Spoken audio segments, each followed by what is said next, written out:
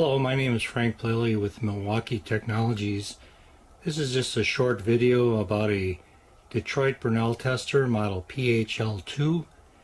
I'm just briefly going to go around the tester here. We can see from the front right side we have an oil level gauge and then the pressure gauge under load. We have some instructions on the front on how to activate the dwell timer, which we'll be going over. Underneath here we have the RAM, and then on the side on the right there, the small device is the pressure switch. This larger device we put on because of the low load, 500 kilogram load, which this machine is set up for. It has a larger upstroke dump to keep the pressure down so the pressure switch doesn't reactivate. And we can see here the on-off switch in the timer box. I'll open that up.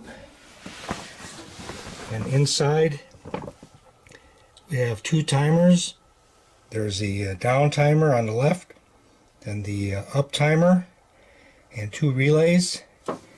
The down timer can be set, we can go 0 to 10 seconds or 0 to 1 minute.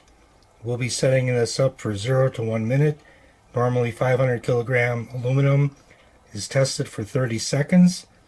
After the 30 seconds is up, the up timer will come in and you can set that to go up for a second or two or three or four, whatever you need to clear the part so you can put the next part in.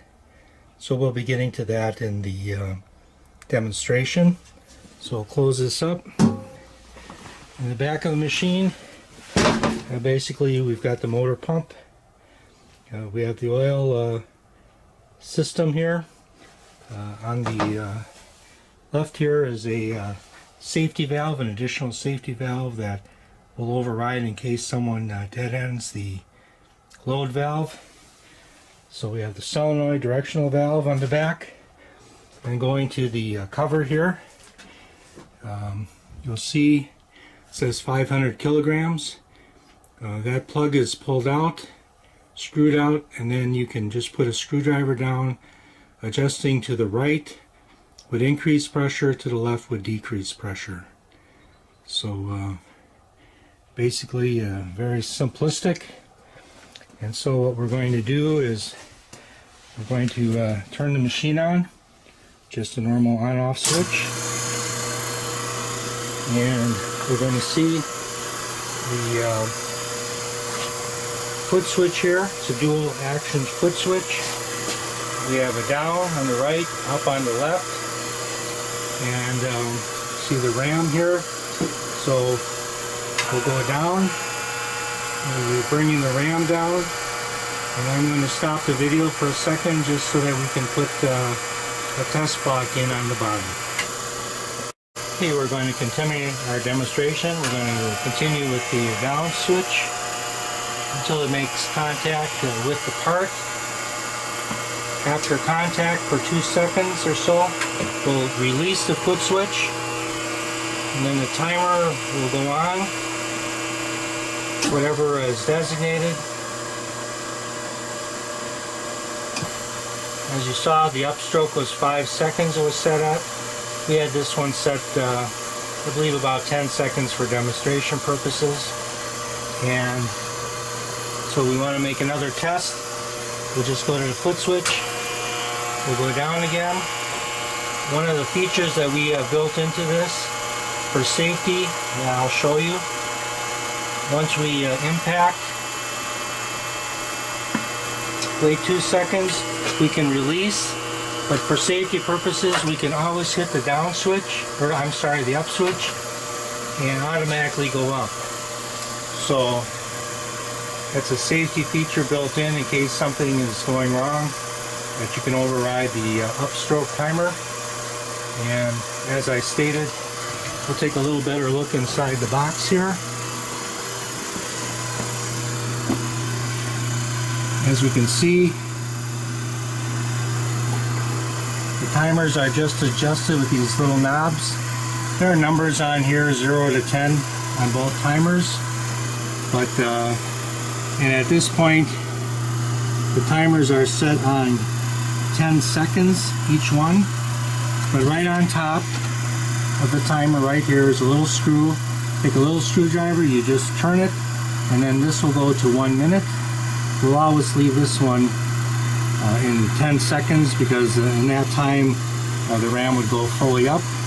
You can see they're labeled down and up, and see the circuit board here has the labeling of the power, the motor, the pressure switch, solenoid valve, and then the foot switch.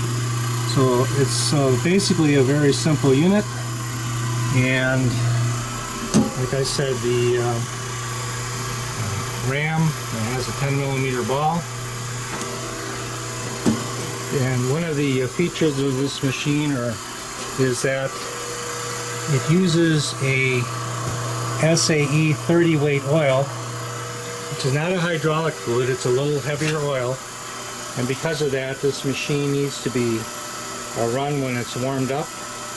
Some plants in the winter get very cold. If that's the case, leave the machine run always so that the motor warming up with the pump keeps the oil at a good level. Again, in the front here it says to activate while timer, 10mm ball contacts part, wait 3 seconds, release foot switch. You'll find probably on this machine in 2 seconds it comes up to load because it's 500 kilograms. On most machines are 3,000 kilograms. It takes a little longer, but that's all that's to this machine. Thank you. I was just going to add, we'll just go under pressure again, and I just want to show the,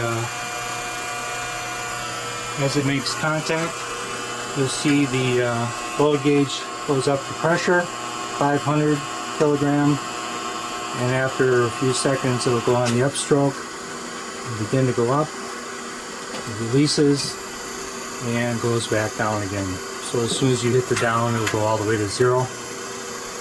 So you can leave this gauge on if you like, or you can turn it off. You can see it has a simple shut off to it, and that's about it. Thank you. We're just going to show you the timers once they go under load. I just want to start this again and see that we're going to make impact. And when we make impact, you'll see there's an actual red light that'll turn on the downstroke holding it, and then the upstroke will kick in, and once the lights are off, the cycle is finished. If there is a problem with the machine in any way, you can continue to run the machine manually. If you like, you can just take the timer here, just wiggle it a little bit, and you can pull them right out, and now you can run the machine without the timers. It will work. You can take them both out if you like, but if you just take the one out, that's fine. But I just want to show that so that if there is some type of issue with the pressure, that the machine can still be used just by pulling out the timer. And you don't need to, some people have shut the on-off switch on and off, have caused problems with the motor pump because of that. So it's an issue that simply pull out a timer.